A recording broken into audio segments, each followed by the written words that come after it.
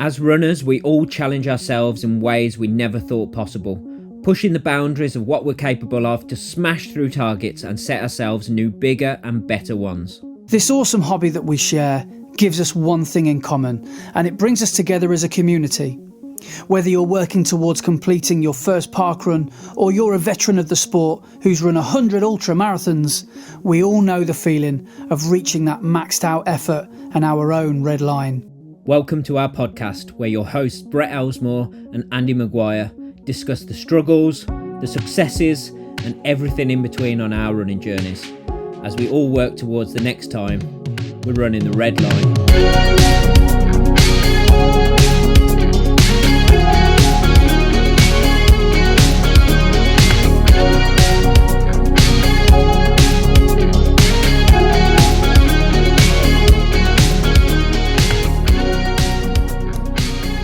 Right, welcome to episode 9 of Running the Red Line. Thank you for joining us again this week. I am Brett and I am here once again, as always, with my co-host Andy. How are you doing this week, mate? I'm all right. Feeling good, actually. I say feeling good. I'm feeling terrible, to be honest, if I'm being completely honest with you. I'm in week 9 of training now, and I've just got to that point with training where I feel about 180 years old every day. I get out of bed every day. I can't remember a day in the last 8 weeks where I haven't been aching, if I'm being honest. But I always find that when I get going, when I start running, when my day starts, I sort of get into it. Even when I'm literally about to start my morning run, I think, how am I going to get through this? But somehow you do, don't you? But yeah. I'm just aching all the time.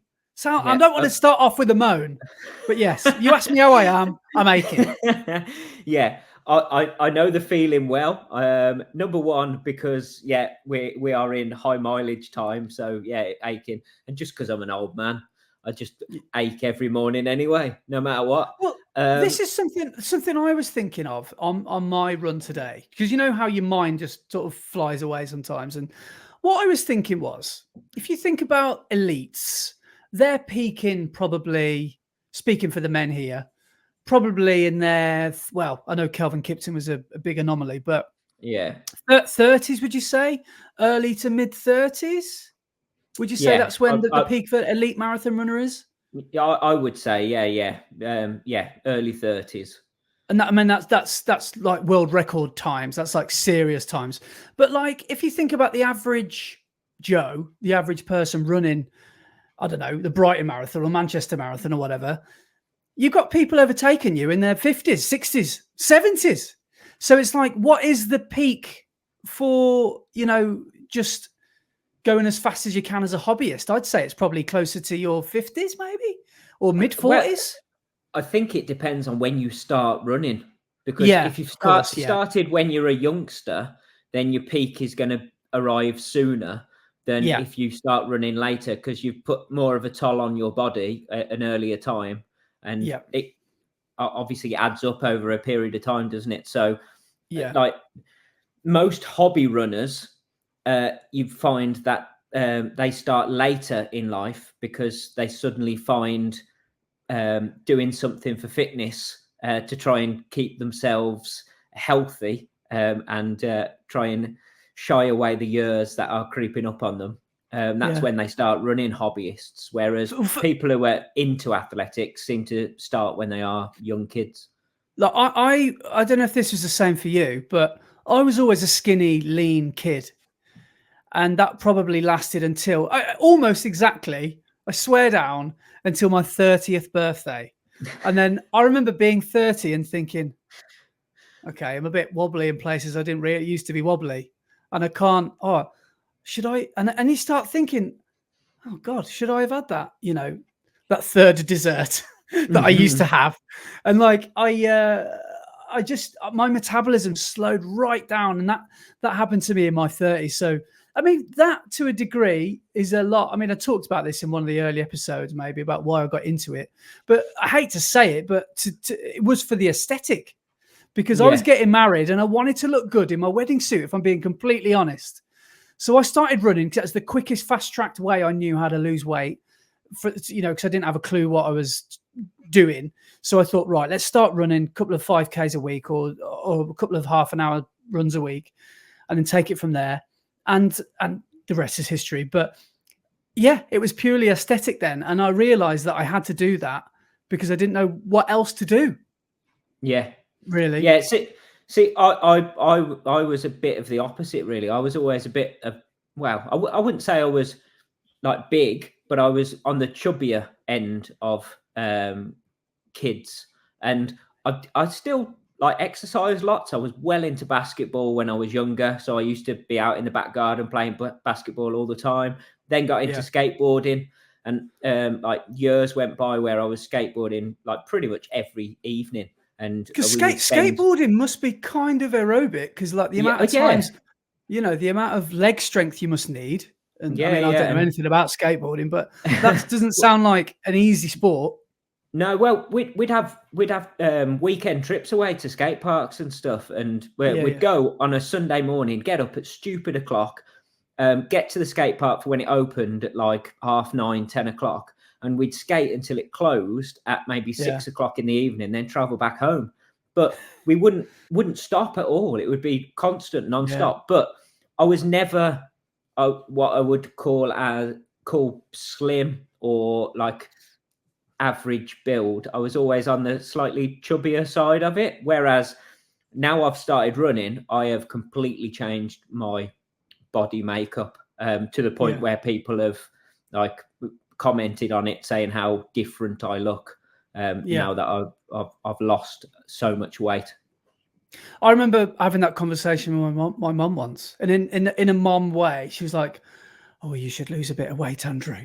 And then I started running, and then she said, "Oh, Andrew, you should put a bit of weight back on. You've lost a bit too much." It's like, which one is it, Mum? Which one do you want? Exactly. What do you want from me? Yeah, that sounds exactly like my mom. I am the fittest I've ever been in my life. I am like you're running a bit too much, aren't you? Oh man, yeah. I am the happiest I've ever been in my body, the fittest I've ever been. And every time I go and see my mom, she goes, "Don't you think you should stop running? And come on, you don't look like my Brett anymore." And I'm like, I am still him. I just look way better. I cuddle you like I used to. But but that's what I mean. It's funny, isn't it? Because like we're probably going to get onto this in one of the topics we're about to talk about race weight and stuff. But I don't do this to look a certain way. Ashamedly, really, I got into it to look a certain way. But once I started getting into it and I realized what running has to offer you, the benefits go so far beyond looking a certain way. And that just becomes, you can look however you want to look. Exactly. It doesn't matter. And that it's just almost like if you're marathon training, for example, or if you're into, I don't know, ultras, or just if you're a runner full stop, it's almost certain you're going to drop weight, or your body's going to start using fat where it never used to. And it's just like, it's not chemistry. It's like physics, isn't it? It's just science. Your body's going to change. I've not deliberately tried to look the way I am now. I'm not saying I look good, but I in a way, in a healthy way, I suppose I've got quite a healthy relationship with weight because I don't care. I know that sounds awful. I've got to be sensitive about this because it's probably it's almost number one, isn't it, with sensitive body issues. But I've never really, well, I suppose you could say I did when I wanted to lose weight for my wedding, but I don't obsess over my weight and my image. Maybe I did for a while, and that was maybe linked to maybe being unhappy. Like, you were saying this is the happiest you've ever been. I would say the same for me. And I think before I was running, yes, I probably wasn't unhappy to a certain degree, which is maybe why I wanted to change the way I looked. But apart from that year or two, I don't think I've ever really given it much consideration. But I know it's a very difficult situation, sensitive subject. But see, this is one of the things that I find annoying about social media and all of the experts that are out there who haven't got a clue what they're talking about, but tell you what you should think and what you should do. That age-old thing of what does a runner's body look like? and a runner's body looks like your body if you run. There is no set body form that a runner should look like. If you put one foot in front of the other and run, that's what a runner's body looks like. I don't know what anyone says. You shouldn't look a particular way to be a runner. No, I couldn't agree more. And it's that's the thing. Running is for everyone, isn't it? It's I was chatting with my mate yesterday, and he's like heavily into weightlifting and like bodybuilding. So he does a bit of cardio, but he's more about doing the weights and everything. And he was talking about how he's starting to build all his top half of his body and build his legs a bit, but he's never had like the flat stomach and ab showing and things like that. And I said, I'm exactly the same. And I've come to the conclusion, and I'm happy with it, that I'm never going to have a fully flat stomach, and I'm never going to see my abs, even though I do a stupid amount of cardio and I'm not that heavy. I'm quite a lean guy. My arms are thin, my legs are thin. I'm always going to have a little bit of a paunch belly.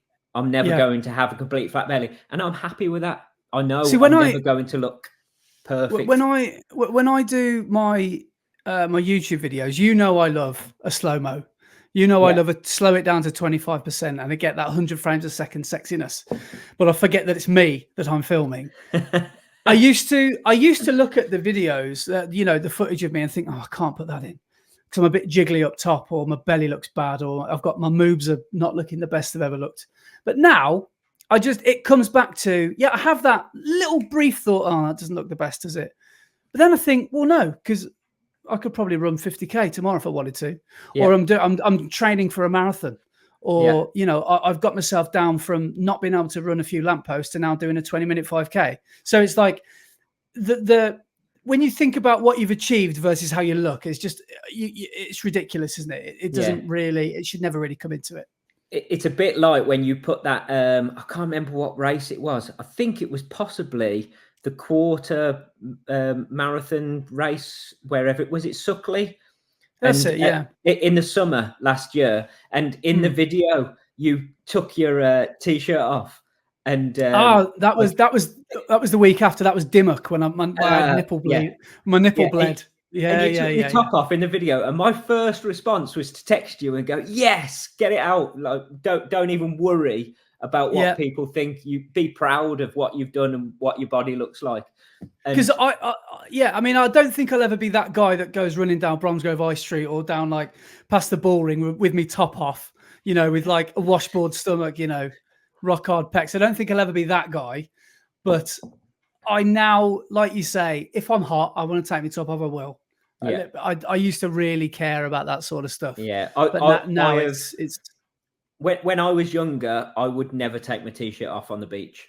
I would be on the beach in a t-shirt, even go in the sea, wouldn't take my t-shirt off because I was so worried about what my body looks like. Now I don't care. I will fully admit that I did loads of runs last summer without a t-shirt on and just went out for a run, and I didn't care.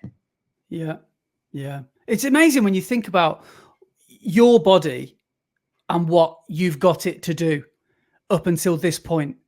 You just think, well, where it was and where it is, you just, especially if you're, if you could say you've improved, it's amazing, isn't it? It's like, it's no one else has done this for you, or it's just you, it's your body and what you've put into your body and the training you've gone through.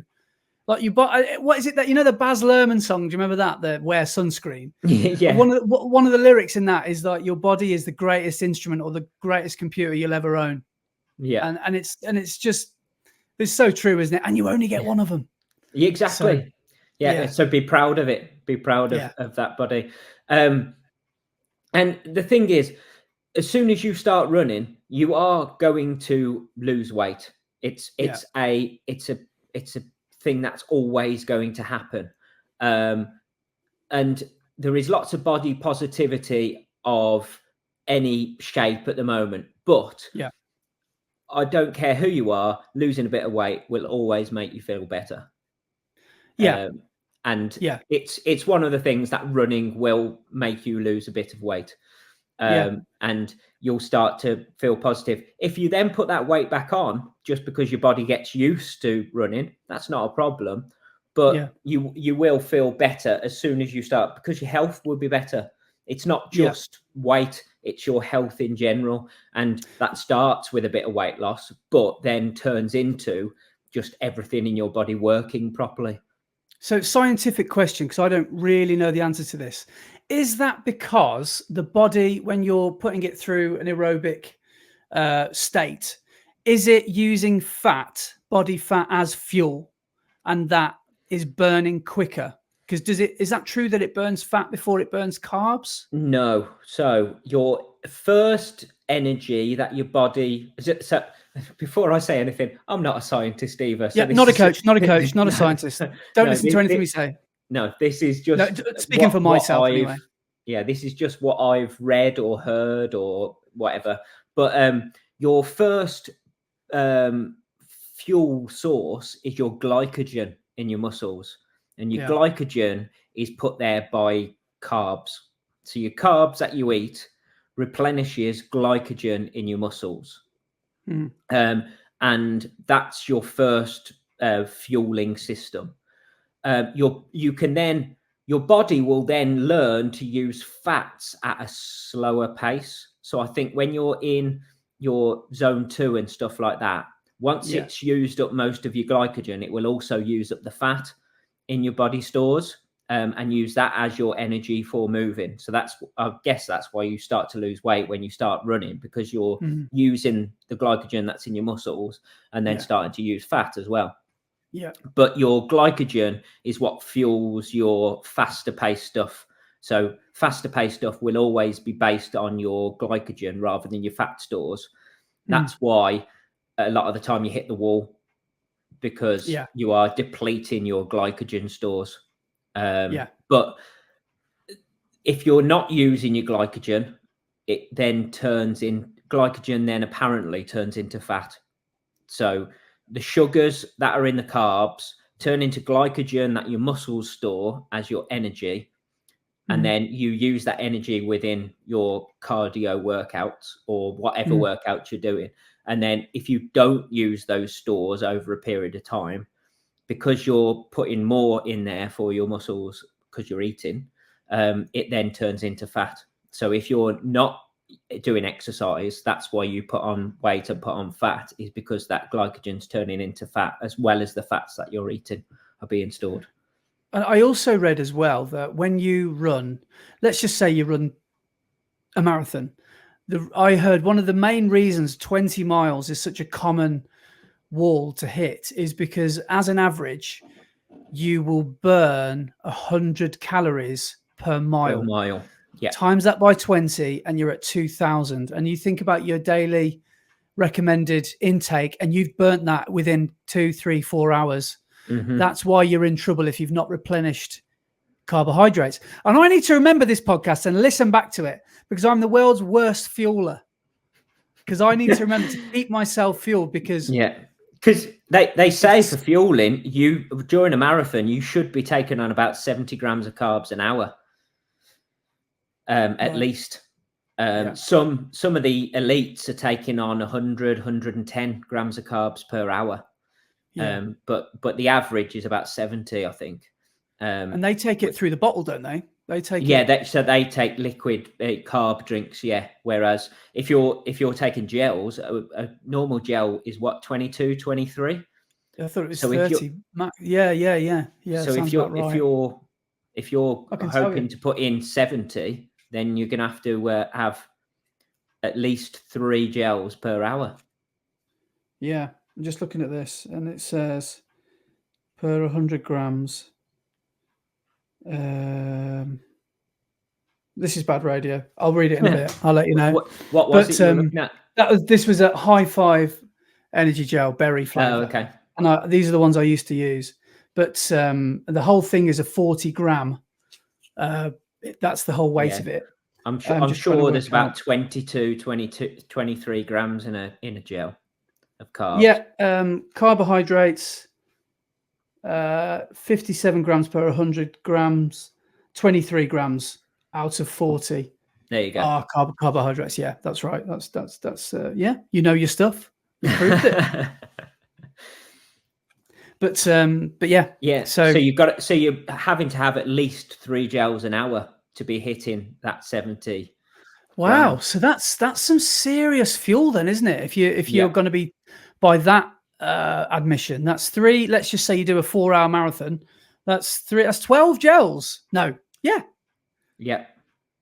Who's got that many pockets? That actually brings me on to I've been trialing a fueling carrying system. And again, that ties in nicely with our first point, because I bought a belt, a Salomon belt. I actually bought it for trail running in the summer, actually, to carry water and stuff. But I tried it, bought it on Prime Day 2 years ago and put it on. It was too constricting. And basically what I think's happened is I think I've lost a dress size. Yeah. I think I've lost a belt loop, and now I put it on, and it feels as if it's not even there. So I might even use that for the marathon. See, I'm very tempted to use a belt for the marathon because I've never used a belt. I always use my pockets in my shorts. But I recently bought a running belt from Start Fitness, and it worked so well. I bought another 3, so I could have one in the wash and stuff. It's a sub-branded. So do you know the brand Sub, which I think is another Start Fitness brand? So do you know More Mile? Is a Start Fitness brand. I think Sub so it's is not one as well. I'm not sure. Right. Yeah. But it was £4, so I was like, I'll try that out. Mine was about 35 or something. It was a Salomon, and it's the same on stuff. So yours isn't Velcro, I presume. It's just like a medium, small, large. Yeah, it's elastic. So it's a belt that you put your feet through and pull up round you. So there's no joining part or anything. It's just elasticated belt, but it's a pocket all the way around. So there's a zip hole on the front, so you can get to stuff. But there's 2 slash holes in the back. But all the way around is a whole pocket, so you can fill the whole thing all the way around you. And mine's got a zip pocket for your phone as well, which is quite handy. Yeah.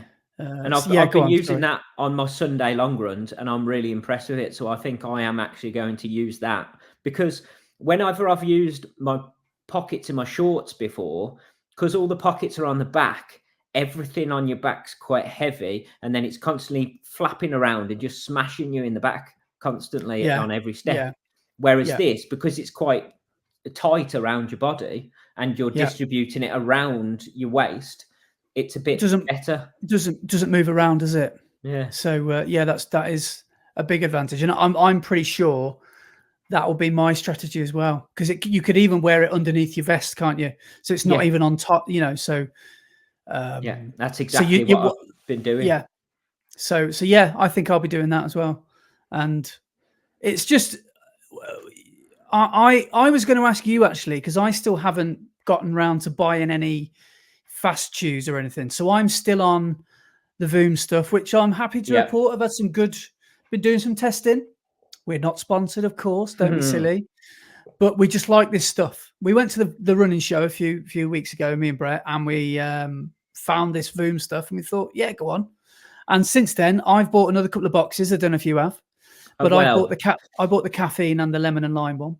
Yeah. This is what I was going to say. I ran out of my Voom bars that I bought at the running show, and I really wanted to try the new flavors. So I emailed them to ask them when the new flavors were coming out, and they told me it would be the end of the week, and that was 2 weeks ago. Yeah, I thought they were bringing some new stuff out. Yeah. So I still haven't bought any more, so I've gone back to using my Power Bar Power Shots.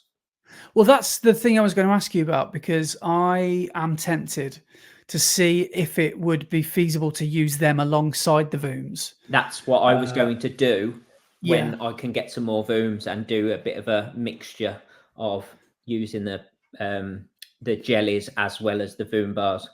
Because that'll mean you can just take less jellies, and obviously when you add everything up together, it's actually quite heavy. You feel like you're going on a blooming trail race, don't you? So I mean, I still haven't worked out my strategy on how many I'm going to take, because imagine like the size of a chocolate bar, like the size of a Mars bar. That's what the Voom looks like, and half of it is equivalent to 1 gel. So I don't know. I would say probably 6 gels. I imagine most people would take, or 5 gels for a marathon, depending on how fast you get through it, of course. So yeah, I'm still unsure, how much to take with me, but that's what training's for, isn't it? And exactly. this week I've done runs. Did a 10 miler the other day with 2 gels and felt really good, actually. And I was able to finish quite strong. And the way I always seem to do it is get through the non-caffeine stuff first and then the caffeine stuff at the end. That's just personal preference. Some people want a caffeine kick right at the start, but for me, I just don't want to risk caffeine having a negative impact on my tummy. So I'd much rather have it as a pick me up at the end. So that's the way I've been doing it. And that's probably the way I will continue to do it.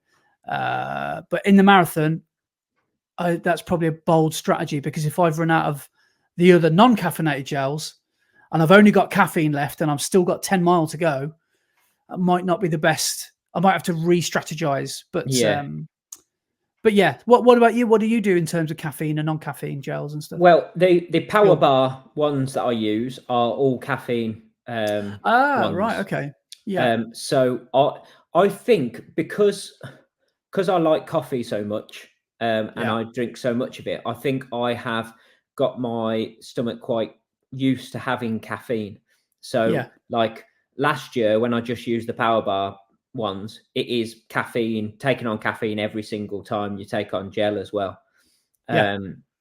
So I respond quite well to the caffeine. I don't seem to have any stomach troubles from caffeine. It was more the gels that gave me stomach problems, and that's why I changed to the jellies, the chewable sweets rather than the liquid gels. How long have you been on them for? Sounds like you're on some sort of like prescription drug. How long have you been addicted to jellies, to Powerade jellies? Yeah. My name's Brett, and I have been sober for. Well, hang on. When did I start using those? It's gotta be. Oh man, I think I started using the power bar ones. Oh. How long have I been running? Since 2012. What's that? 12 years. It's got to be, probably half of it 6 years ago. Oh, right. Okay. So this isn't a new thing. This is something your body is used to. And I think that's one thing I need to get used to as well. Not only does your body have to get used to the goodness and the carbohydrates and, and whatever else is in this stuff, the electrolytes, but it's the taste. Yeah, you need to like your taste bud, your taste buds. You need to get, if you don't perhaps like the taste of this, or the opposite, you can like the first one. It's like if you go out for, a few beers, the 10th pint isn't quite as beautiful as the first pint. Well, then again, you could argue it's better, but like if you're feeling a bit sick by then, that's what I mean. Having your 6th caffeine or your 6th high five energy gel. I love these. But I know that 23 miles into a marathon, I just want to have anything else.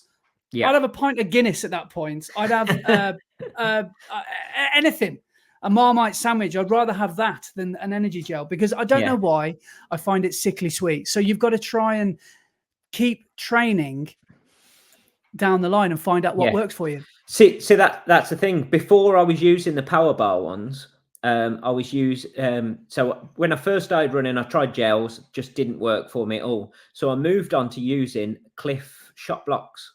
I don't know if you've ever seen those. I've heard of Cliff, And the Cliff shot box, they come in little cubes, but they're like, do you know when you buy blocks of jelly that you have to melt down to turn into the jelly you can eat, and it's really concentrated jelly? They're a bit like that. But they are so sickly and sweet. I was getting halfway through the run and I just didn't want to eat anymore. And then I found these power bar ones, and they're cola flavor. And one of my favorite flavors in the world is cola. Yeah. And as soon as I found them, I was like, these are the ones. And they're basically like a Haribo sweet, with a little bit of like gel inside the sweet. And they work really well. I'm I really like them, but I'm impressed by the Voom bars as well. So that's why I want to try and link the two up together to try and stop flavor fatigue and things like that. So you can mix it up. So each time you're pleasantly surprised by the taste rather than, oh my God, I've got to take this on again. Yeah. Well, I watched one of the Woo's videos this week, and I've taken on one of his fueling techniques, which is the good old squirrel or the hamster technique. Yes, put it in the side of your mouth and let it melt. Left it in my cheeks. Yeah. So that's what I did on my long run this week. And I must have got about 10 minutes out of my one block of half a bar, which I've devoured in seconds. And I've chopped it up. It's only the size of, a little bit bigger than, let's just say, a Chewit. That's rolling back the years, isn't it? Or a Starburst. It's only a little bit bigger than that, isn't it? And I've put half on one side, half on the other, and you can kind of just absorb the goodness, and you don't feel like you've got to waste energy chewing. And you don't feel like you're gonna die by like choking. So I think that's actually quite a good quite a good technique. So thanks for that, Will. I've nicked that, and I'll probably take that. Brilliant. Talking about fueling and stuff like that, one of the topics we have written down is like your daily diet and race weight. Do you have a specific weight you want to be at when it comes to marathon day, or are you just going as it is and that's what it's going to happen? I don't weigh myself. I used to weigh myself. I tell you when I started weighing myself, when I wanted to lose weight. Yeah. And then I became sort of invested and became this runner version of myself. And then I actually found that I plateaued, and I started getting bored of weighing myself because it was saying the same thing. And then that was 3 years ago, and I genuinely don't think I've been on the scales for that long. So again, I don't know if that's stupid or good. I don't know. No, it's a good thing because it shows that you're happy in the body that you're in. Because if you're not weighing yourself, then you're not bothered by it, and you're not thinking it's an important part of your life. But I do like the idea that, people have targets they want to hit. They know that they can perform at a certain weight. Like, look at boxers, look at, all big sports people. Like, if that's what they're doing, then why not aspire to be like, do what they're doing? If you want to have results, it makes perfect sense. But it just, for me, I know I do get a bit obsessive over it as well. And I don't know what my perfect race weight is. I just know that hopefully after 16 weeks of solid training, that's the best version of me that I'm going to be. So I just think, well, I'd probably, to me, that negates weighing myself. Yeah. See, one of the reasons I said I wanted to chat about this is when we came out of when lockdown was happening and I got back into running, one of the reasons I got back into running is because I put on quite a bit of weight and I wanted to get fit again. And I just wanted to get back into where I was before. And like the shape. You had a bad injury though, didn't you? Is that why? Yeah. Something to do with why? I think so. Yeah. I had quite a bad knee injury, and that stopped me from running. So I didn't run for a couple of years, probably 2.5 years. And in that time, I'd got into a bad way of eating. My diet was terrible. And one of the things I wanted to do, I was turning 40 and my head went, oh, you're getting old now. You need to sort yourself out. And are you sure that wasn't your mom? and I just wanted to look after myself. So I set myself a goal that on January the 1st, I would start running again and I would start eating better. And I went down a massive spiral of trying to make my food as low calorie as possible. Watch what I was eating, counting every single calorie. And I got really obsessed.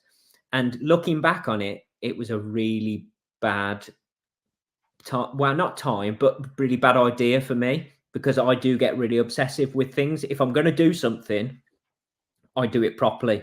I don't see any reason in doing something half-assed.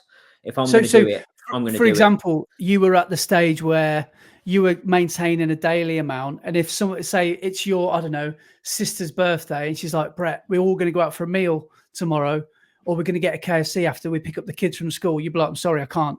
So are you getting to that stage where you're literally having to almost spoil your own social life? Exactly that, because I got into a terrible situation of watching YouTube videos talking about voluminous eating, but making everything low calorie, so you could feel full and you weren't hungry, but you were having low calories.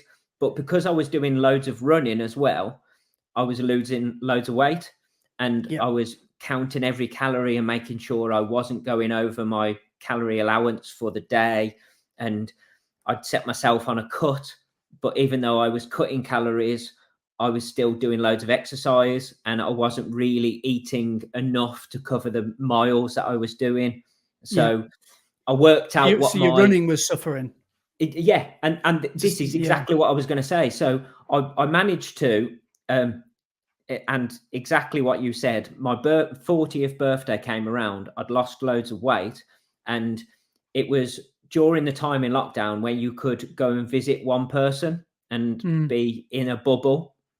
And my bubble was my sister and brother-in-law and the kids. So I went to their house and they put on a little birthday party for me, and we had a Zoom meeting with all the rest of the family. So my birthday get-together was over Zoom with my family, which was a bit crap for my 40th. For your 40th, wow. Yeah. So, but when I got up to my sisters, because they put on this little birthday party for me with my nephews and nieces, there was loads of cakes and chocolate and everything. And they'd bought pizza and things like this. And I wouldn't eat too much because in my head, I was still like, oh, I can't go over my calorie allowance, which is the stupidest thing in the world. I should have just let my hair down and just had what I wanted. But I was deep in this spiral. And I thought that by getting as thin and as light as possible, I would be much faster. So I wanted to get the lightest possible so I could run as fast as possible. And I lost just over 2.5 stone, nearly 3 stone of weight. And I got down to, at my lightest, I think I was just under 9.5 stone. Wow. Okay. And my running performance was really hindered, and I got slower. And I was really annoyed because I was putting all this effort in, doing all this training, and I wasn't getting the reward from it. Yeah. And eventually I saw sense, started just eating normally, not worrying too much about calories, obviously watching what I was eating, but making sure I was fueling my runs and not running out of energy on my runs. Went back up to about 10.5 stone and was a lot quicker. And I was actually a better runner at a higher body fat percentage and a higher weight than I was when I was at my thinnest. And it was just a really silly place for me to get into and get lost in, because I actually made my performance worse by trying to make it better. So and now I'm like, I hover between 10 stone and 10.5 stone. So that's where my weight, I hover in between. But that all depends on water weight as well, because my diet mainly consists of carbs, because we're runners. That's what we eat mainly. We mainly eat carbs, especially long distance running. And when you eat carbs, you hold on to water, and your water weight obviously adds to your weight that's on the scale. So if you ever weigh yourself, you can fluctuate in a week, but you've actually not changed weight at all. It's just how much water you're holding on to that day and how hydrated or dehydrated you are. And I guess that's why you can feel bloated, I guess. Yeah. And some people will worry, like, that's why I think like Weight Watchers and all of these like Slimming fad World diet and Slimming World and all these fad diets, I think they're so bad because they weigh people at the end of each week, and in front of everyone, and if they haven't lost weight, they're shamed into the fact that they haven't lost weight or whatever. And hang on, aren't they called sins as well? If you have a chocolate bar, or if you have like, it's a sin. What terrible. Is this? It's one step away from Scientology, isn't it? It's ridiculous. Yes. So they weigh each other in front of everyone, and if they put weight on, they're shamed into the fact that, oh, you haven't lost any weight this week. But it could just be that they've had an extra glass of squash before they went to get weighed, or something like that. So it's water weight. It's not actually fat or anything. They could have lost weight, but they've held on to more, and I think that's terrible. So yeah, my weight fluctuates between, let's say, I hover around 10 stone 4-ish. I've got a set of them scales that does your body fat percentage as well. Visceral fats and all that stuff. And when I got down to my lowest weight, when I wasn't performing very well, I was down to about 9.5, 10% body fat. Whereas now I'm at 14% body fat, and I'm so much healthier, so much better, and I can actually perform properly. So it's probably like always having half a tank of petrol in your car, isn't it? It's probably like you've always got a bottom line, a level of, and you know what to not go below, I guess, because your car won't be able to drive. Exactly. But and now I don't really count calories at all. I know sort of the amount of food I need in a day, and I know roughly how many calories are in each thing that I eat. So I don't need to, like, I was weighing absolutely everything I ate, even down to, like, I was weighing vegetables to see how many calories were in some vegetables I was having with my meal, which is ridiculous. There's hardly any calories in vegetables. What am I weighing them for? Whereas now I just eat intuitively. If I'm hungry, I'll eat, and satiate myself, and that's it. Are you partial to junk food? Please say yes. Oh yeah, oh, thank God. As I say, sometimes my diet's so bad because I see when you upload your what is it your blueberries and your porridge. I think, oh, this guy eats really well all the time. That's the magic of social media, I guess, isn't it? That is exactly the whole thing of, look at my wonderful life on social media, and then behind the scenes I'm in turmoil. Your next story is you weighing a carrot. Thinking, too many calories in that, can't have that. Where's the celery? I will admit that my breakfast, I'm a man of habit, and I eat the same breakfast every single day. I will mix up some things, like I'll mix up the fruit that I have with it, but every single morning I have porridge with chia seeds, cacao nibs, some almond flakes, and then on the top I have Greek yogurt, and most of the time blueberries and strawberries or banana or some other type of fruit. So I mix up the fruit that I have, but I have the same breakfast every single day. But then the rest of the day, just what I fancy. And if I fancy a pizza, I'll have a pizza. Yeah. And what time of the day do you averagely run? Because I look at your Strava and you go for like a run at 11 o'clock at night sometimes, or like, and I'm like, most of my runs, when I think about it, are between 9 o'clock, 8, well, earlier than that sometimes. I'm normally done by 2 o'clock in the afternoon normally, so I don't normally run past that. Does your food? Because I'm thinking, right, what am I having for breakfast or dinner the night before? That'll get me through my run. But what happens if you're doing a long run at 9 o'clock at night? How do you Yeah, I normally eat. I normally eat really late at night anyway. So when I say breakfast, normally my breakfast is about midday. Yeah. So I'm not eating mega early. Okay. But a lot of my runs are late at night. Number one, because of work and being busy. So they're always later. But like club, when I go and run with B&R, that starts at 6:30 at night. So I'm going out for my run at 6:30, and at the moment I'm doing quite a big mileage and going into the gym and doing all my S&C. So by the time I've finished at the gym and I'm running home, it is quite late, and then I'll eat late at night.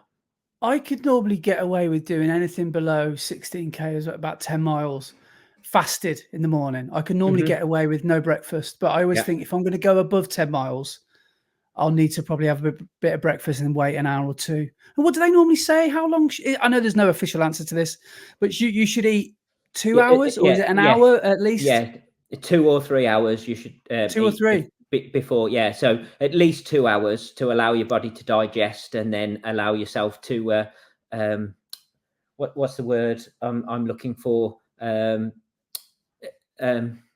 Pass the food that's inside the stomach and absorb. inside your I see what you mean. inside your bowels, and it's what's the word I'm looking for? Starting with an ex.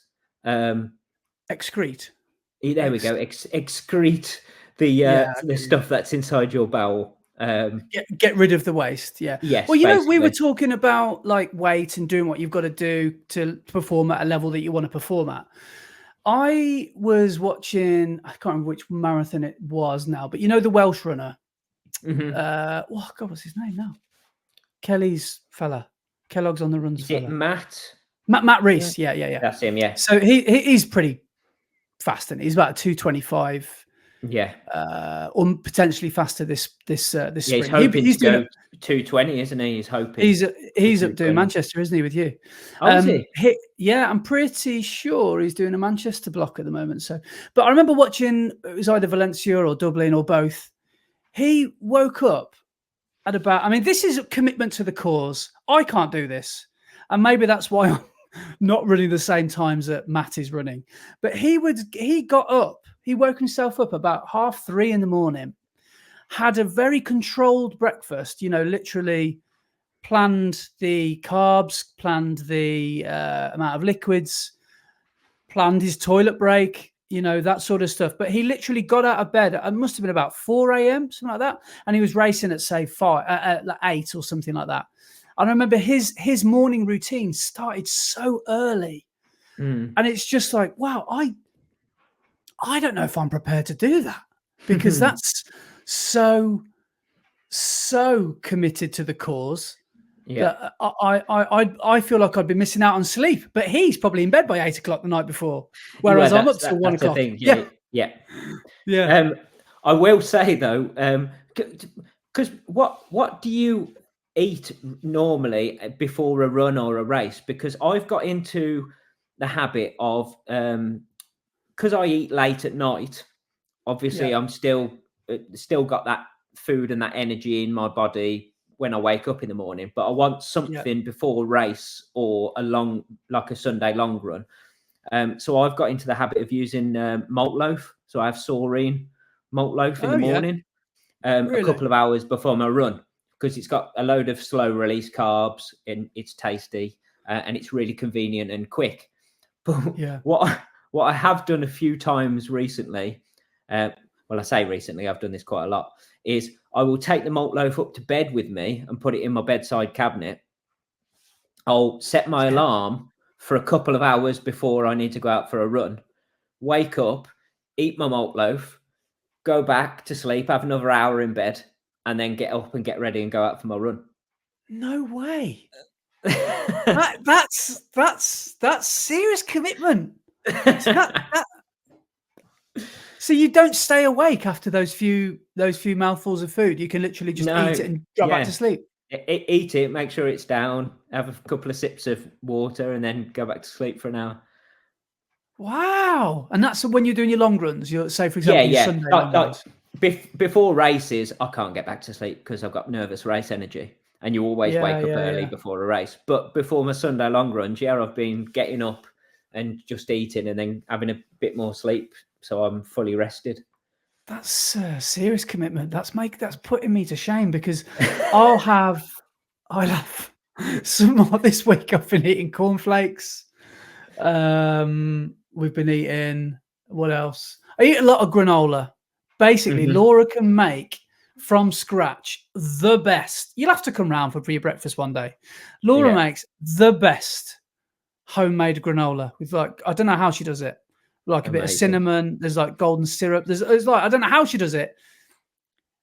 It's just amazing. And so there's that. I know it's a little bit boring, but a lot of the time I'll just have a peanut butter bagel, but the other bagel will just be a butter bagel, because I find peanut butter is obviously very difficult to take on with a dry mouth for your first meal of the day, especially with toast. So I normally have one buttered and then one peanut buttered. But that's about the extent of my breakfast, really. I used to be a podge eater. I used to be a porridge eater, but I sort of went off that. Lockdown, that was my jam. That was what I was eating every day. But then it just sort of, I don't know what happened. I just sort of got out of the rhythm of eating porridge, and I never went back to it. But yeah, at the moment, and I'm finding my mornings feeling okay. To be honest, my fuels this, since Christmas, I've been feeling good. So I don't think I need to make too many drastic changes, really, if any. What sort of time before your long runs on a Sunday are you eating? 3 to 5 minutes. Normally it's as soon as I get up, and then I'll probably chill for an hour, and then I'll go. So it's normally an hour. I wouldn't say it's any more than an hour, because I don't. Because then I start to get hungry if I leave it too long, and then I'll have something else, and then I'll go. Yeah. So, but I that's probably why I'm not, the quickest kid around, because I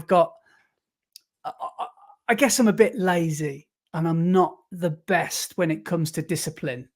And that goes across the board. That goes from getting out of bed, everything. I guess I'm just a bit of a lazy character, really, which if I'm going to try and, if I'm being honest with everyone, I'm a bit lazy. So I do need to pull my socks up and get my act together, really, because I know being lazy never really got anybody anywhere. So I do need to sort that out. But I tell you what it is. I never really grew out of having that fear of trying new stuff. I just hear people like you talking about your porridge with Greek yogurt. Mate, I'm still eating cornflakes. I'm still eating the same breakfast I had when I was in year 4, when I was 9. I'm 38. I'm a grown man, and I'm eating the breakfast of a child. What am I doing? It's like, I can't. It's like I don't know. I'm just lazy. There you go. I'm just lazy. I'm just a creature of habit. But the thing is, there's nothing wrong with cereal. I eat cereal all the time, but I tend to have cereal like as a nighttime snack, right, rather than breakfast. But there's nothing wrong with cereal. Cereal's great. It's got nutrients. It's got carbs. And to be honest, I really like cornflakes. I really like cornflakes. I like Weetabix. I like Shreddies.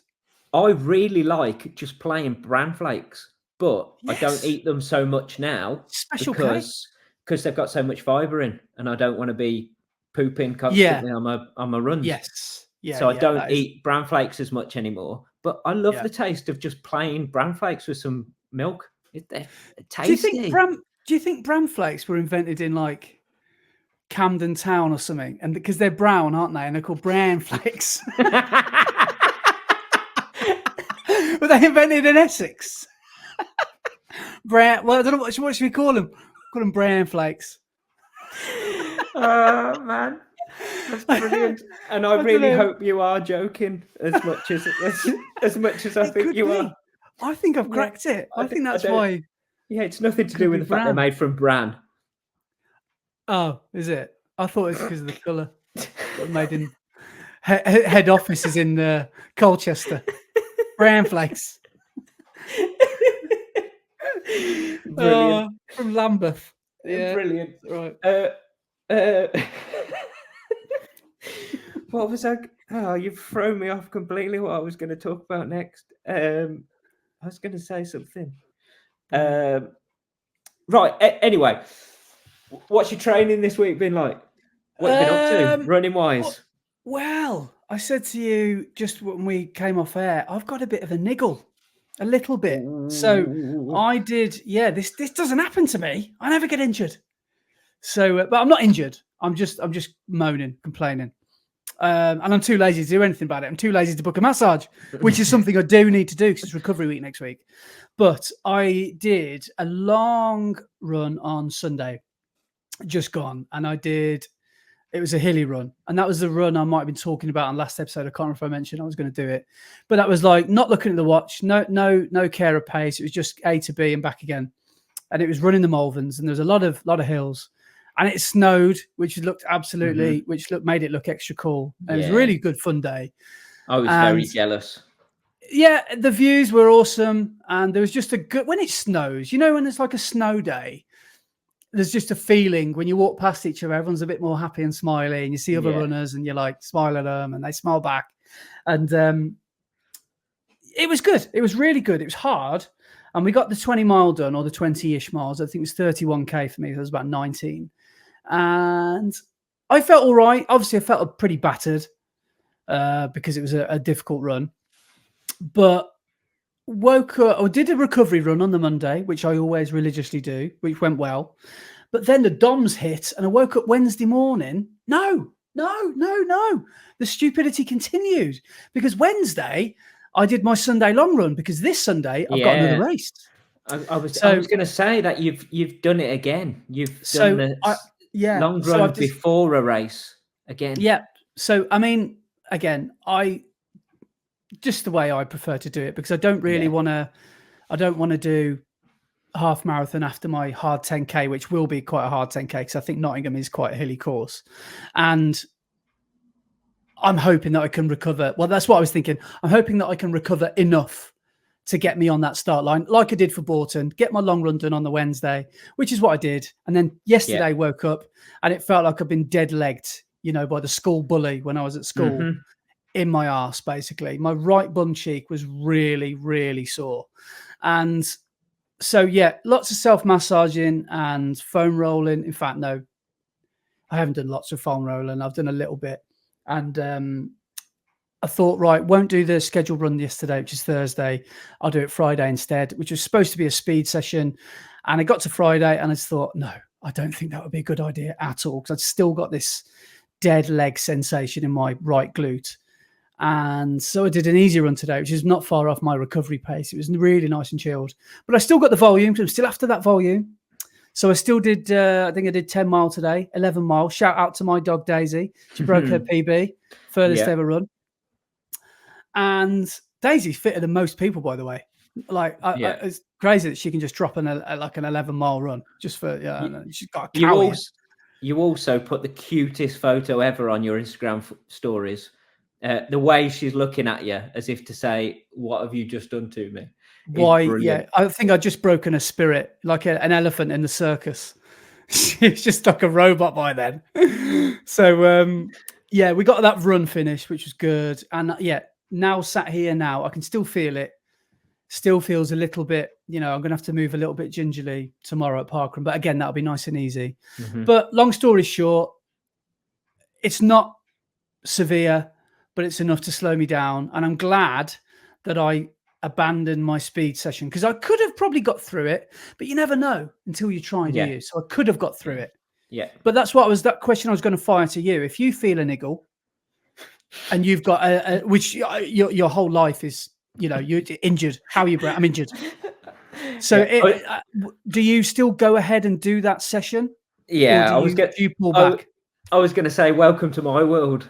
Having that pain in your glute constantly. That is my life recently. But just on that, when you're foam rolling, how are you trying to foam roll out your glute? Are you just getting the foam roller underneath your bum and just rolling around, or are you putting your legs in particular positions? Well, I will try and do my IT bands do struggle as well. So I'll always go on my side and I'll, get my one hand to support and I'll try and roll that whole upper portion of my leg. And then I'll do the same on my glute. But I find the upper glute, your bum, actually quite difficult to do, which is why I really like pigeon pose and yoga, because I feel like that's a really good stretch. Yes. So there's a couple of yoga stretches I like to do. But I do find the foam rolling quite difficult to do. Yeah. So little tip for you. It's similar to doing a piriformis stretch, but when you get on that foam roller, so sit on it, with both your feet on the floor in front of you, so your knees are up, and then the side that you want to roll out, get that leg and like do it like you're crossing your legs. So put the ankle of the glute you want to roll out on top of the knee of the other leg.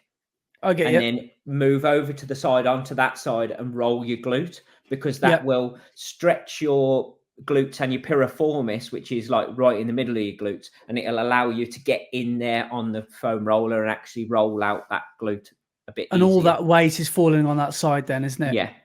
Yeah, that's a good shout. The piriformis stretch, basically you lie on your back and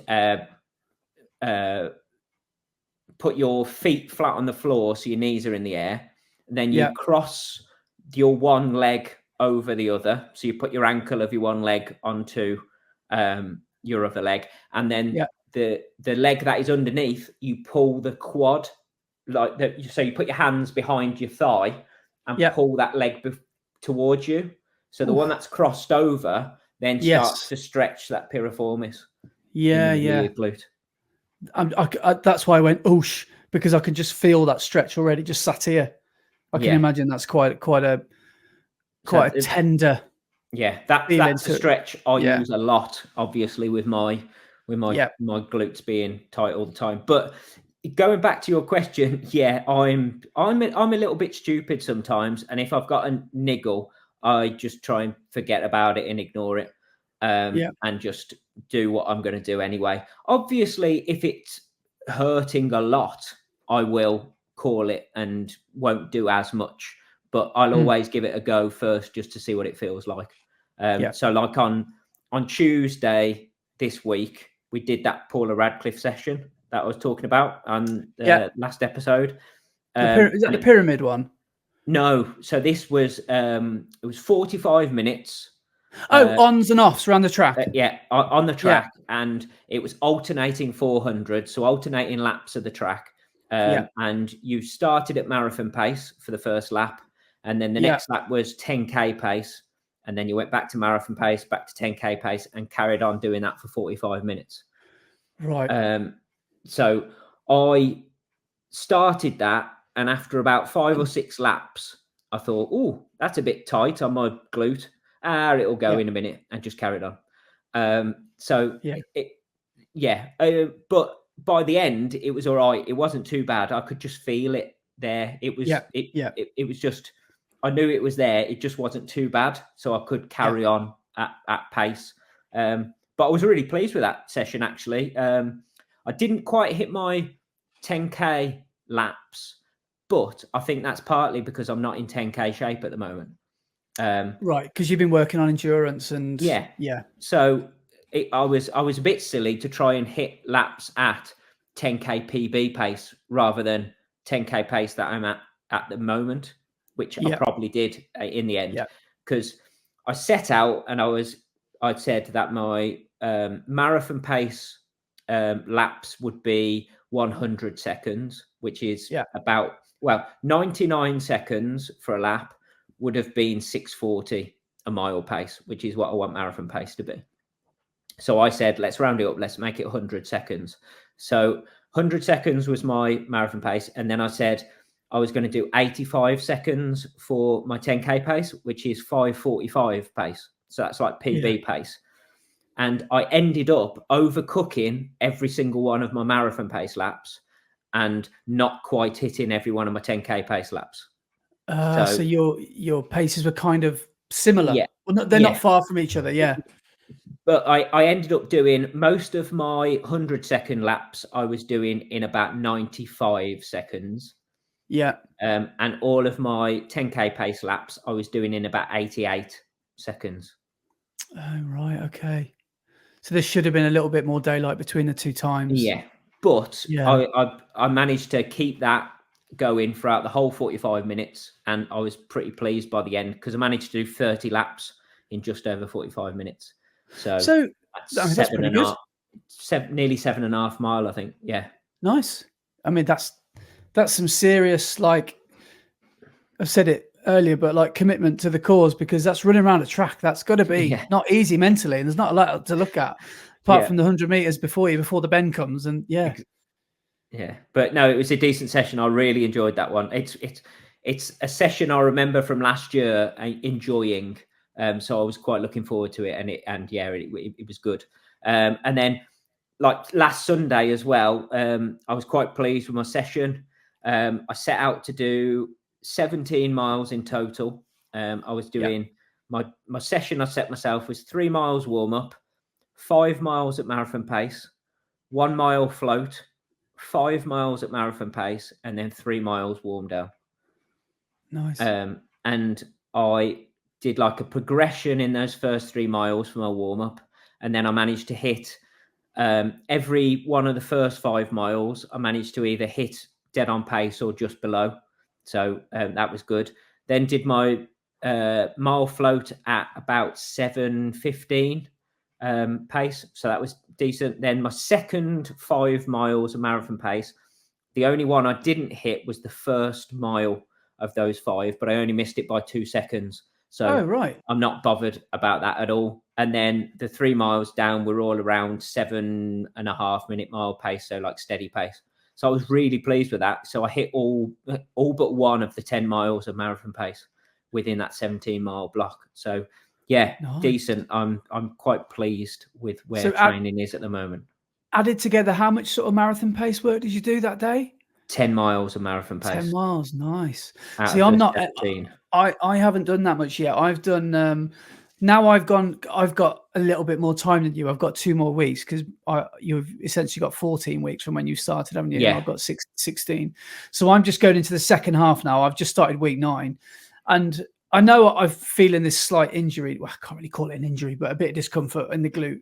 But I did my first bit of marathon pace on the long run on Wednesday, and I did a really nice, really good workout. I was really pleased with it, which was 2 steady Ks. So what's that? Just over a mile and a half, something like that. Mm-hmm. And then I did 3K at marathon pace, and I did 4 blocks of that. So when I was coming back down, I wasn't coming back down too easy. I was going to steady instead.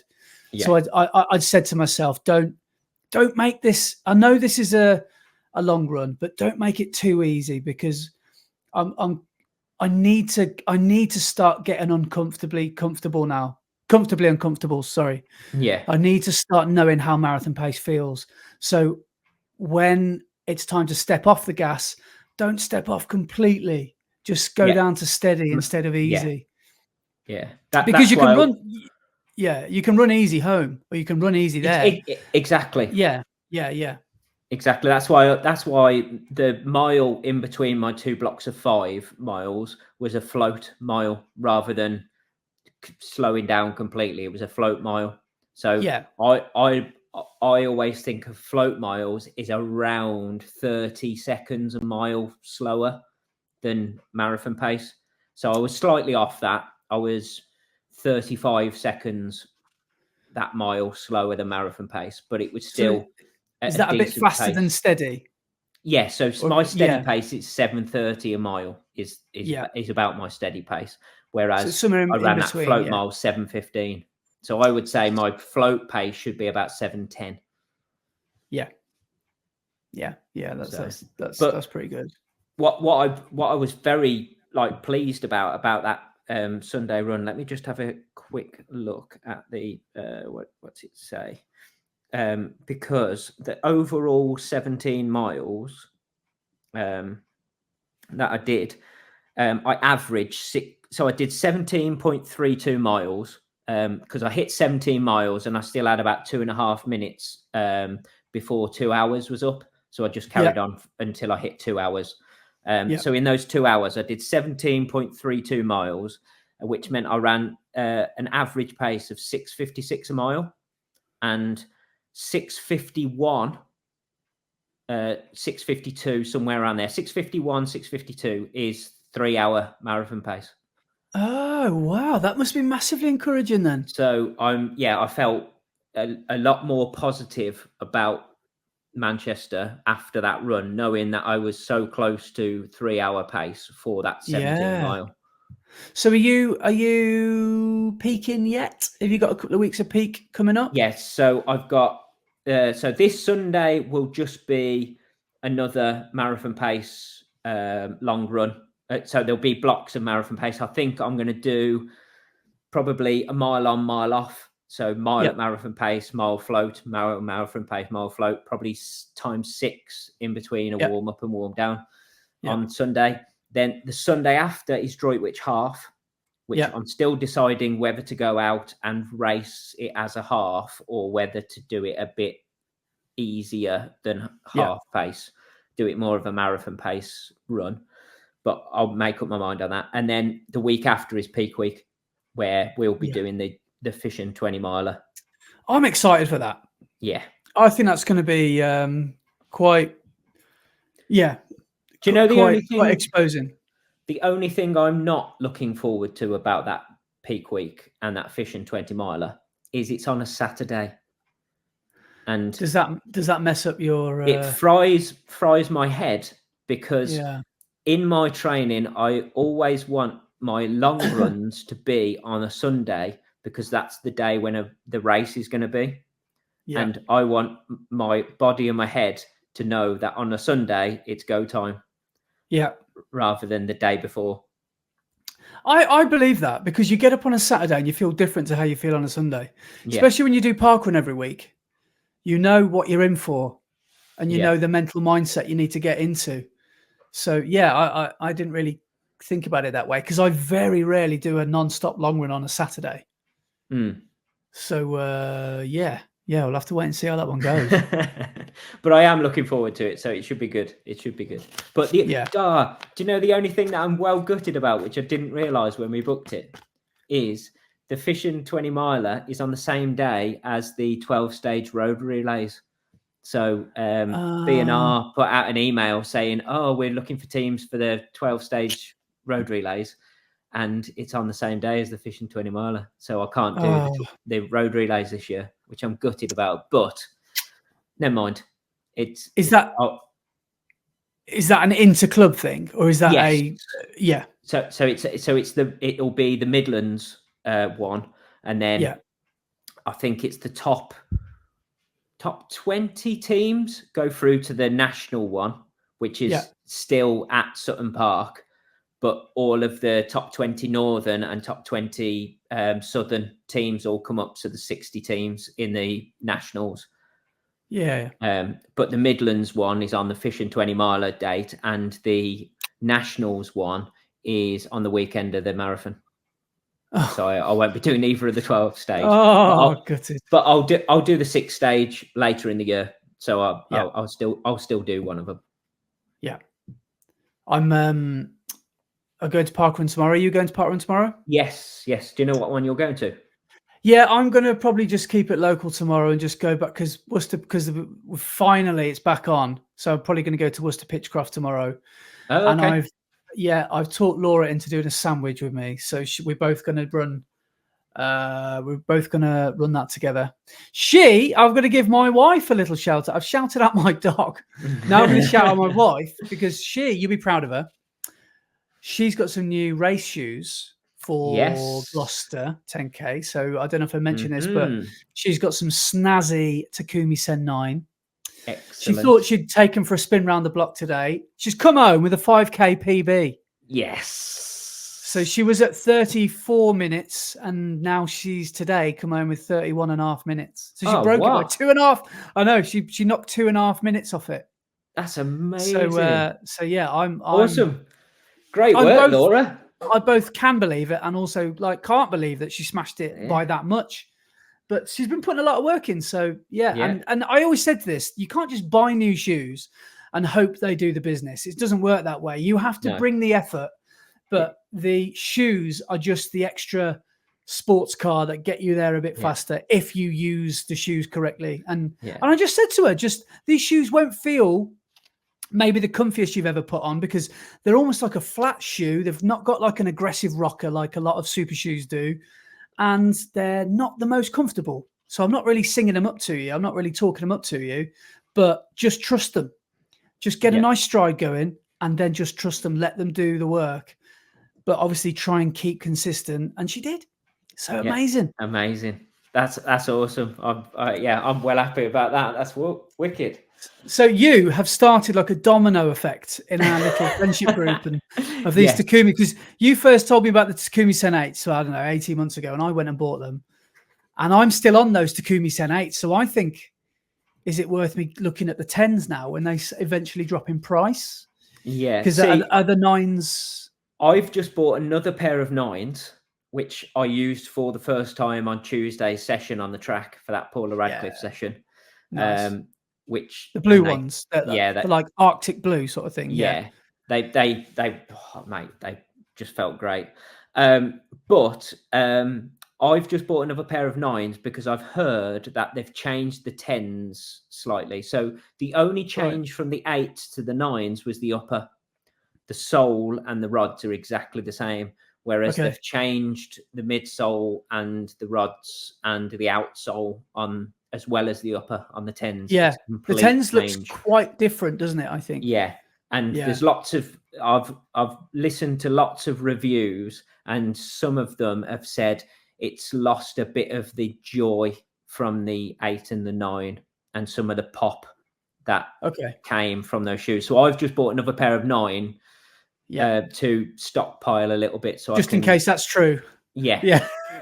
Well, didn't we have a listener who's commented on our podcast saying that he's going to give it a go in the marathon? Yeah, so it is at Scott_22 has said that he's been doing 18 and 20 mile long runs in his Takumi Sen 9s, and he's more than happy that they can do the distance, and he's decided they're going to be his spring marathon shoe. And he said he even thinks they're faster than the Adios Pro and the Vaporfly, which I possibly agree that they're faster and they are more poppy than the Adios Pro.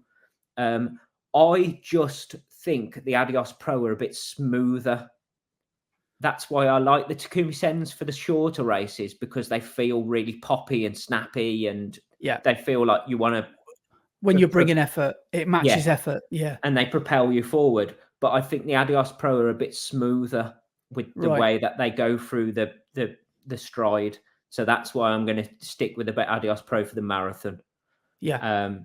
But fair play to him that he's going to go for the marathon in the Takumi Sens. That's wicked. You see some of the top marathoners in the world are wearing them. Yeah, so exactly. It's just a preference thing, isn't it? Yeah. I'm going to be wearing my Adios Pro 3s for Newport, which I'm really looking forward to. Yeah. And it just so helps that they look really nice. They're purple and they're really, really sexy, man. I've just got my new marathon shoes through the post as well. So I'm quite happy. I went for, unfortunately, all of the discounted ones, none of them were in my size, so I've had to go for the full price ones. Luckily, I managed to get a bit of a discount code, so I didn't pay full price.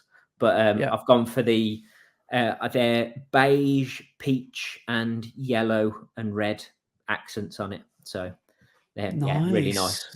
So well happy with that. But also, couple of other comments as well on the last video.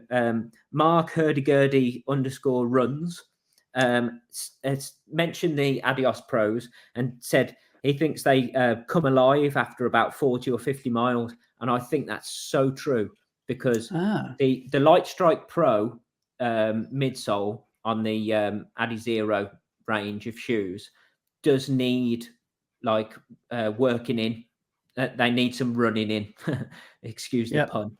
But after a few miles, that Light Strike Pro feels even better than it does out the box. They feel brilliant out the box, but once they've got a few miles on them, they really do start to feel even better. So that's why it's always good to get a few runs in them before you use them for race day, because they feel even better. Amazing. Well, shout out to Mark, because he smashed a PB at Cambridge the other day. Oh, amazing. He did a 1:47, I think he did.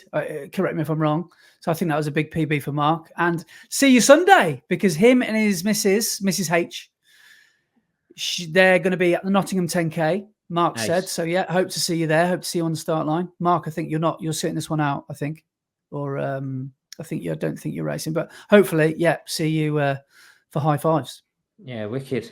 Yeah, congratulations, Mark. And then one thing I did get wrong, and Gary Manders 1273 has what's he said? Come on, has told me. So I said that the first super shoe was the Tempo Next Percent, but I was wrong, and I realised that as soon as we finished the pod, because the original super shoe was the Vaporfly 4%, and they called it the 4% because it gave you a 4% increase in running capability. So that's why it was called the 4%. So the first ever super shoe was the Vaporfly 4%.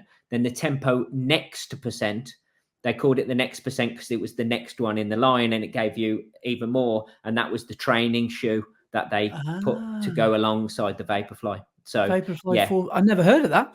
So the 4% for knowing that.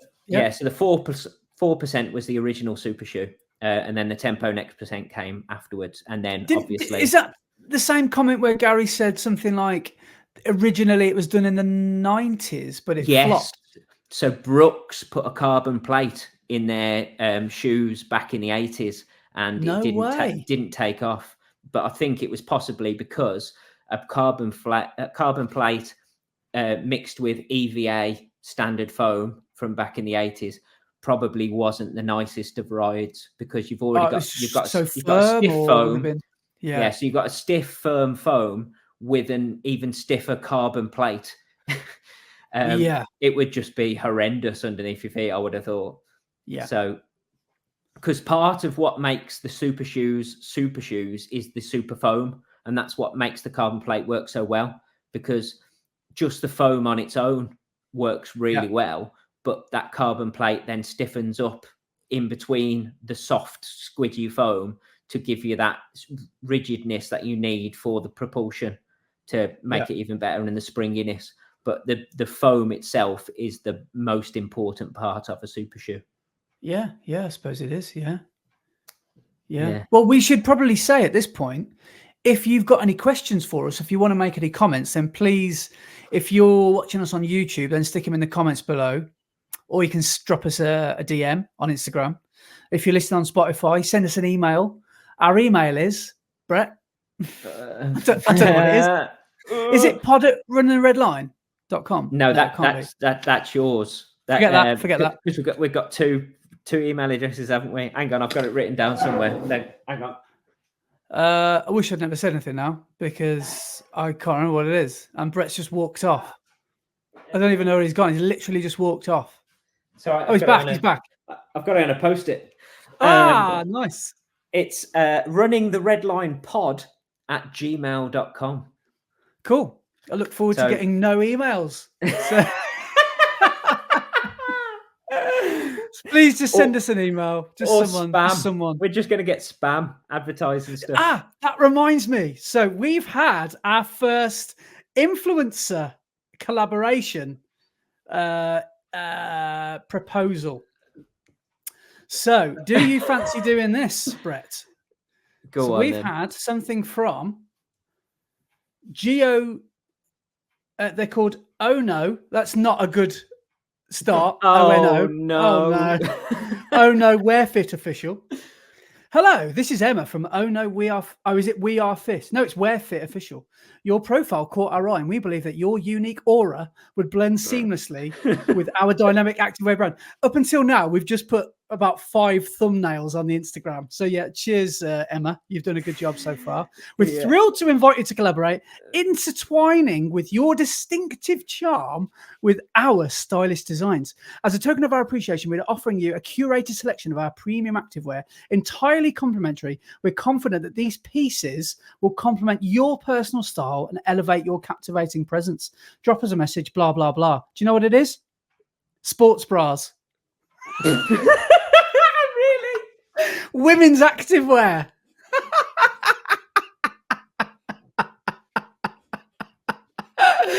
So I think I might say, yes, sign us up, Emma. I think they've been watching your early videos that you were talking about, and your jiggling bits.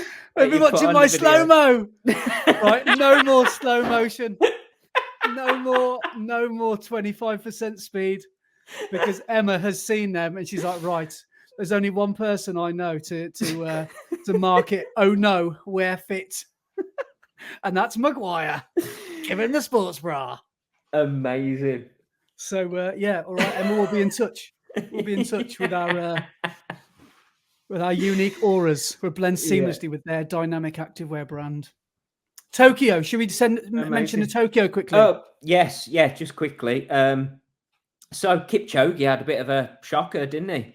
He did. He got dropped about halfway. I know he couldn't. Dropped. He was at the front, wasn't he? And then he just couldn't. Yeah. I think at the halfway point he was a minute behind the lead pack. Yeah. And then just went further and further back, and he ended up in 10th overall. But do you know what I love about Elliot? He did this at Boston. He finished. Yeah. He still finished the race. I keep on seeing loads of people saying, why did he bother finishing? And I'm like, because he's a true athlete. Because he gets it. Yeah, he understands. He finished the race because he started it, and he's going to finish that race. Is that not the most respectful thing you can do to this sport? Is just like be the best at it. Yeah, maybe you've had an off day, but still. Yeah, and that is why he is the GOAT. That's why he's the GOAT. And he said afterwards, he said, look, something happened, but you run in, you just say there are good days and there are bad days, and today was a bad day. Yeah. Fair play to him. What an inspiration. I absolutely love the guy. And he didn't have, I mean, yes, by his standards, it wasn't the best, but did he still get in under 2:08? Was it? No, it was 2:06. I mean, that's on another day that might win. On another day, that might have won. So yeah, still faster than all of our British guys. Yeah, and that's him on a bad day. So yeah. And then Sifan Hassan, she had a bit of a shocker. So what happened with her apparently is she missed a bottle on one of the aid stations. So instead of just carrying on, she went back. She went back. I read that. Bottle. Yeah, she went back, got a bottle, and then couldn't catch them back up and get back onto the pace. So she ended up in 4th, which is a bit of a shame. But awesome, Benson Kipruto, who won the men's, managed to win in 2:02.16, and that was a course record. He beat Kipchoge's course record at Tokyo. Yeah, that's so he's pretty impressive. I think he's gone into the top 5 marathon runners ever. I think Kipruto, pretty impressive. Did he win London and Boston? Or no? I'm pretty sure he might have won London before. That could be libelous, actually. I'll have to look that up. I think he's. Do you know what shoe he was wearing? Evo. Yeah, the Adidas Pro Evo 1. What's his name? Benson Kipruto. Benson. Has he got a mate called Hedges? Benson and Hedges. Right, let's have a look. Benson Kipruto. He won the Boston Marathon 2021 in 2:09, 2022 Chicago Marathon 2:04, and now Tokyo. So it wasn't London. So he's won Boston and Chicago. Yeah. But talking about those Pro Evo ones, did you know what the difference between those shoes and the Adios Pro shoes are? Is it something to do with foam? I don't know. So there's a couple of things. First of all, they've changed where the rocker is in the rods. Yeah. So they've got the same type of rods as the Adios Pro, but they've changed where the rocker part of it is. So it's a different foot strike and different way of propelling you forward. But the biggest change is it's still Light Strike Pro, but normal shoes, the Light Strike Pro is formed and it's compressed into the shape of the sole. So do you know how the side of the midsole on an Adios Pro or a Takumi Sen is quite smooth on the Light Strike Pro? The Pro Evo 1 is a block of Light Strike Pro, that's been cut to shape. So there's not been any compression. So it makes it even softer and bouncier. Is that why they say that there's not a lot of longevity in the shoe? Because it's not had the compression of the foam to then take on loads of mileage. Yeah. It's in its original state. So as you run, you start to compress it. So then it's going to get thinner and thinner. And that's why they say it can still, I'm sure you could still run hundreds of miles in them, but they say they are at their prime for some familiarization and one marathon race. Yeah. Right. Interesting. Are you tempted to get a pair? Not for 500 quid, no. That's mental, is it? And it's only one colorway, bright white, isn't it? Yeah. And that's retail price is 500 quid. But because they only made a limited amount, to try and buy a pair now, you're looking at least £1,000, which is ridiculous for a pair of running shoes. So you've got to source them yourself. You can't get them from the Adidas website anymore. No, they sold out. You've got to find. Yeah. Yeah. And to be able to buy a pair in the first place, you had to enter a lottery just to be able to buy them. Really? So, yeah, it's madness. Yeah. But if it makes you faster, it's worth the money. But, I might get a pair for Newport. Yeah, maybe. What's 1,000 divided by 26? What's that, 40 quid a mile? No. 400 quid a mile. What? 25. No. I was going to say 400 quid a mile. That's not 4. No, that's it. No, hang on. That's not very good maths, is it? So 100, 25 quid a mile. No, 20. Let's just say marathon's 25 miles. No, I've lost it. Completely lost it. I can't bother to work it out. Basically, it's 500. 1,000. It's 1,000 quid divided by 25. I literally cannot be asked. It's about 50 quid, isn't it? Is it? 50? I can't be bothered. It's time for Brett's end of the podcast quiz at the end of the podcast. Question 1.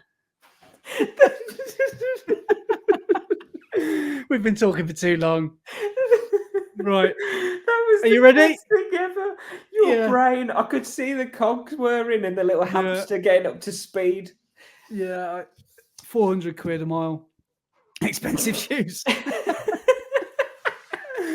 So going back to being lazy, I'm too lazy to even press the calculator to work it out. I know. Right. Brilliant. Question 1. Right. There is a connection. I will warn you. I said, Brett, I'm going to be late for the podcast tonight because it was 7:05 and I still hadn't done one. So this might be the worst of the lot that I've done so far. So I will warn you in advance. Well, we've got a lot to live up to. Yeah, I'll let you be the judge. Okay, right. So question 1, there is a connection. It's not the questions that are that bad. It's the connection that's bad. Okay. Which boxer was nicknamed the greatest? Muhammad Ali. Correct. Excellent. Question 2.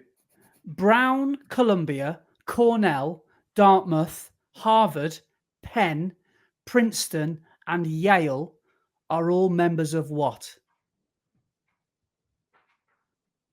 Members of what? Or they're all what? Oh, they're all universities in America. Oh, yeah, that is true. But what are they specifically known as? All right, mate. Is that both? It is. It is indeed. We'll come back to that. Oh, is it the Ivy League? Correct. Yes. Ivy League. Very good. Yes. So they're like the top unis in America. Yeah. Question 3.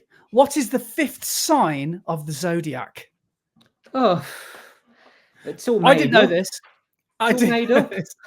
No, I'm sure. I think you'll find that it is very. It's all to do with science. Science. Yeah. Right. I'll give you a clue. They start from the first day of spring, which is Aries. So that's the first one. Can you work it out? The only ones I know properly are Pisces, because that's me. Shall I rephrase the question? And and I think my mum and my sister are Pisces, and then my other sister is Taurus, but that's April. I don't know. I'm going to go. Let's go Libra. Close. You got the first syllable correct.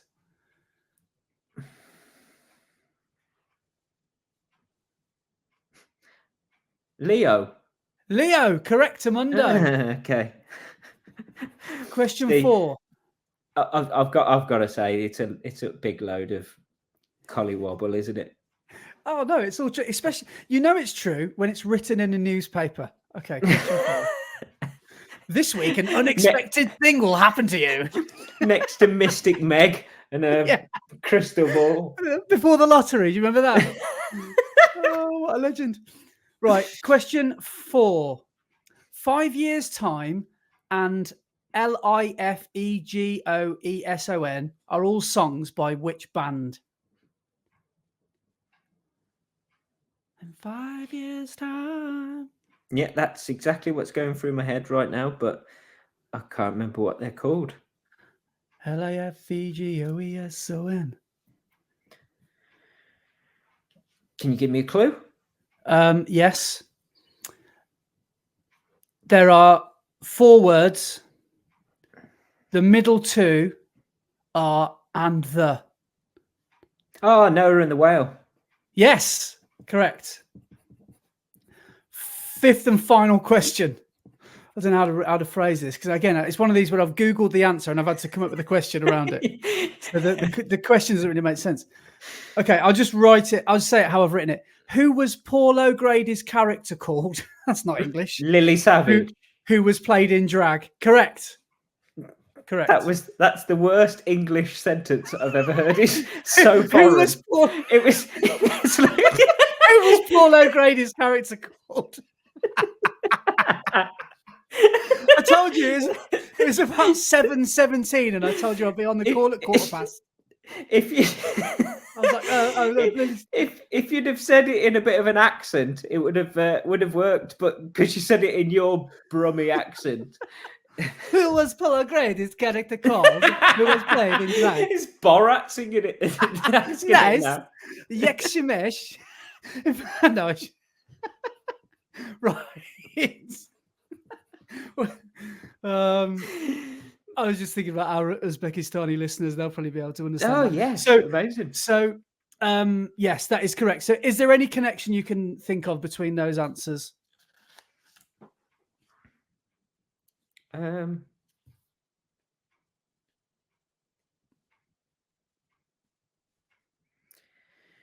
Muhammad Ali, Ivy League, Leo, Noah and the Whale, and Lily Savage. I'll give you a clue. No, you can see if you can get something first.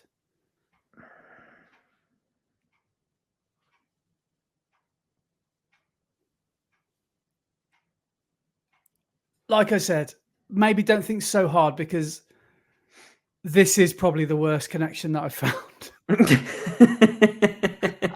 Out of all of them. I'm going to have to have a clue because I can't think at all. Okay, so think of the names, the Christian names of those. What, the Christian name of Ivy League?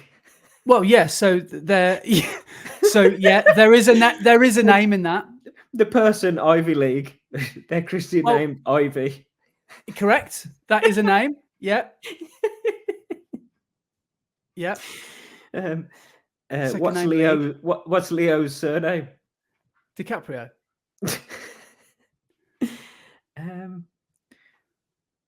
So you've got Noah, and then you've got Lily. What's the connection between? And you've got Mohammed. What are all these names?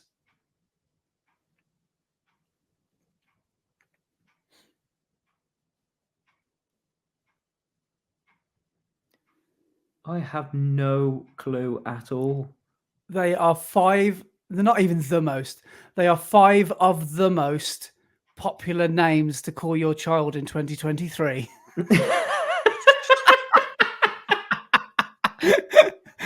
I'm running out of material. I'll be honest. I might have to retire this quiz next week. I was really trying to link it to running somehow, and I was thinking Mohammed. Don't do that. Don't do it. Noah Lyles, and I was trying to think of like runners that were called Ivy something and Lily something, and it's just popular names. What happens is I get to 6:30 every night, because we meet up virtually at 7:00 every night, and I get to 6:30 and I think, I haven't done a quiz. I can't not do the quiz. It's what everyone tunes in for.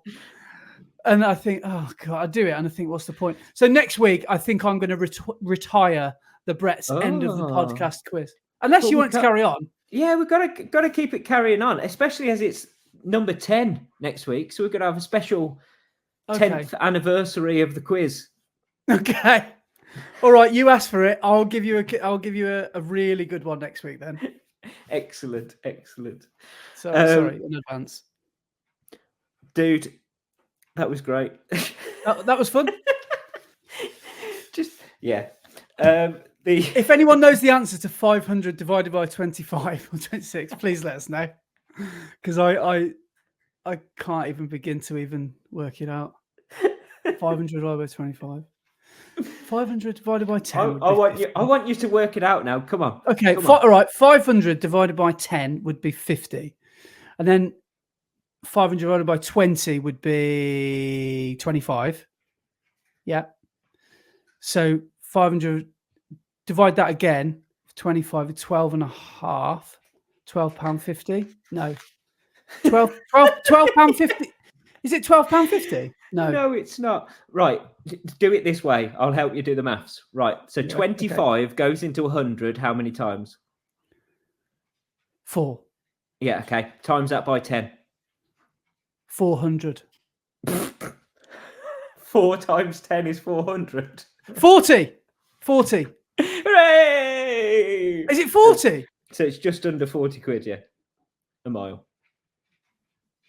So I was close with the 400 then. I just put an extra naught on. Yeah. And I said £400 a mile. Yeah. Yeah. Maths is... Okay. Yeah, I'll stick to the running. In fact, I'll probably better not. I don't know what I'm going to stick to. I'll stick to making the quizzes. Yeah. At least I'm good at something. Making quizzes. Brilliant. Oh, my word. Just quickly. Hang on. We've had a big shift in the podcast league table. I don't know if you're aware of this. Ooh, what, of listeners from where they're from? Yes. So there has been this week a seismic shift. The top 4, I think, are they're immovable. UK, USA, Australia, Ireland. But Spain have moved down to 6th place. Have they been knocked off? So there is a new kid on the block who is in 5th. And they've had a really good week. Can you guess who that could be? Are they European? They are European, yes. Right. So, and randomly, we had 12 listens in Egypt last week. Wow. So thank you. Wow. Marhaba. Marhaba. What does that mean? Hello. It could mean both, couldn't it? You're as good with languages as you are, Matt.